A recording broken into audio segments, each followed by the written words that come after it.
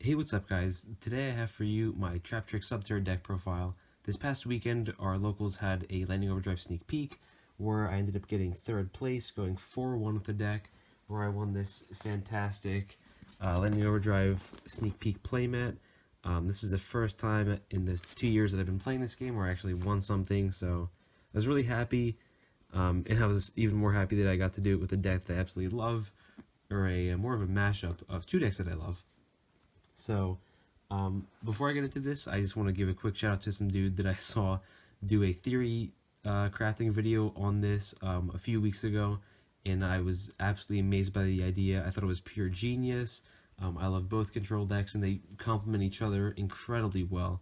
So I'll definitely be sure to leave a link to the guy's original video down in the description below. But without further ado, I'll get straight into it. So to start things off with our Traptrix, we play 3 copies of Murmello, 2 copies of Mantis, and 2 copies of Dionea. I think in the future, once we can actually play Visahilo, I definitely play at least one copy of her and probably cut one of each. I think it was just a bit too much Traptrix, but that's for another time. And then for the Subterror part, we play 3 Guru, 3 Fiendus, and 1 Archer. Archer works really well with Floodgate Trap Hole, as well as, Guru just being able to book moon everything. Really nice, and I really like the ratios of the Subterror cards. And then lastly, we just play 3 copies of Ash Blossom. Pretty good, just generic hand trap. It hits a lot of things, and it's just nice to have some interruption when we're not going first. So that is all the monsters that we're playing in the main deck. Moving on to spells, we play 3 copies of Hidden City and 1 copy of Terraforming. We definitely want to see Hidden City in our opening hand pretty much all the time. At least, if not Hidden City, then at least a Traptrix monster, at least going to Sarah and going to our Traptrix plays. Next, 3 copies of Pot of Extravagance. We don't care about our extra deck too much, so it doesn't really hurt a lot to banish a lot of stuff. The only things that we really want to keep is at least 1 copy of Sarah. If we can do that, then we're set. Everything else is just optional if we can get into it. And then last spell is just 1 copy called By the Grave. I love this card. I really wish it was at 3, but for right now we can play that 1. So that's it for the spells. So moving on to the traps. I'll start with the holes. So we play 2 copies of Gravedigger's Trap Hole, 1 copy of Floodgate Trap Hole, and 1 copy of Time Space Trap Hole. I think in the future, I definitely want to exchange a Time Space for another Floodgate, so that we'd be running 2 and 2. It's just really nice to be able to shuffle back like a Link monster your opponent summons, since we can't Book a Moon it with Floodgate. But having more synergy with Archer, I think, is going to be better to go with. So running 2 copies of Floodgate is definitely the way to go.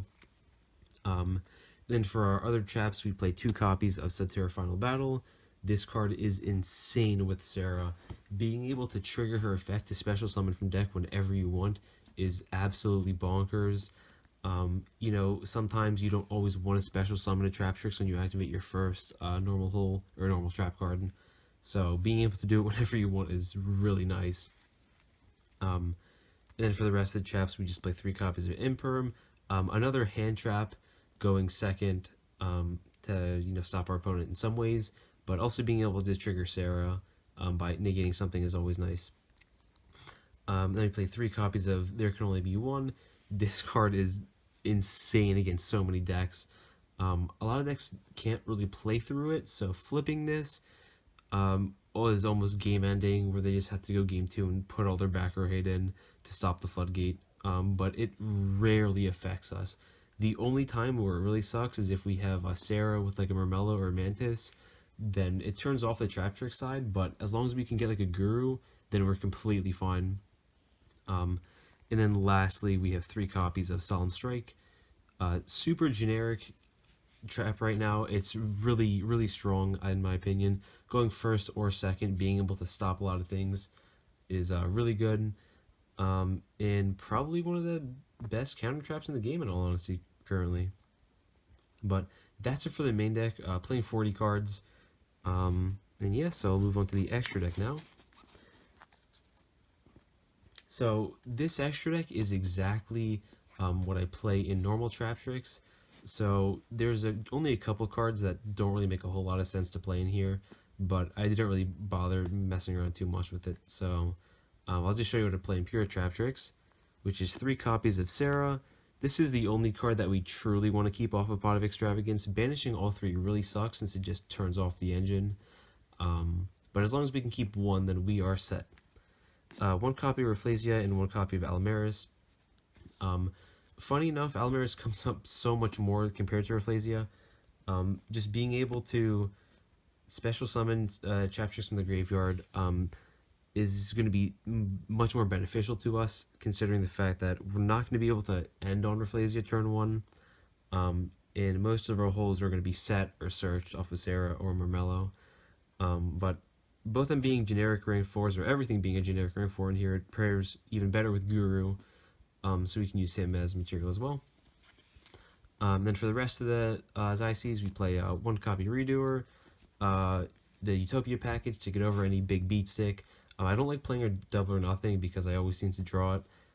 So I like playing just the lightning just to go to 5k and beat over, Dragoon or something like that. And then we play Zeus, really good board wipe. If you can manage to, like, if you're playing a control matchup and you can make Redoer, you go back and forth, 3 or 4 turns, Redoer is gonna have like 6 materials on him, and being able to overlay him into a Zeus, you're playing Zodiac at that point. You have 3 board wipes whenever you want. It doesn't come up all the time, but if it does, it's game winning, game ending. Last 2 Xyzs we play are 1 Dweller and 1 Tornado Dragon. Dweller shuts off like Praying Kids, Salamangreats, Eldritch, anything that uses graveyard effects is incredible against. And then 1 Tornado Dragon to pop any pesky floodgates or any backer that our opponents could be playing. And then to finish off the extra deck, we play 1 copy Link Spider. Absolutely useless in here. When we can finally play Claria, absolutely just replace it immediately. But until then, I just have Link Spider from pure Traptrix. But if our opponent like Lost World gives us a token, Girsu gives us a token, or any other way, except for Nibiru, since we're never summoning more than 5 cards at once, is we can just make it into a free Link Spider. And then we play 1 copy Nightmare Phoenix. Again, just back removal. Having the arrow down with Sarah actually comes up a lot. Being able to draw a card is super nice. And then we play 1 copy of Nightmare Unicorn. 1 copy of Secret Rare Ricardo. Just kidding. Last one's Boral Sword. We almost never make it, but if we do, it's the game's over at that point, considering the fact that Guru with Final Battle's a pseudo Boral Sword, being able to go to 34-34 and beating over anything, that's good enough in itself. But yeah, so that is the extra deck. I will now move on to the side deck to top it off. Now I know everyone should almost be siding specifically for their locals, but I'll just show you what mine was. Nothing spicy, but if you want to, I guess, have an idea of what maybe to side, I'll go ahead and show it off. So we start off with 3 copies of Lancia. It's incredible against Dinos, Invoked, any banished dot deck. It's incredible against. Yeah. 2 copies of Sphere Mode.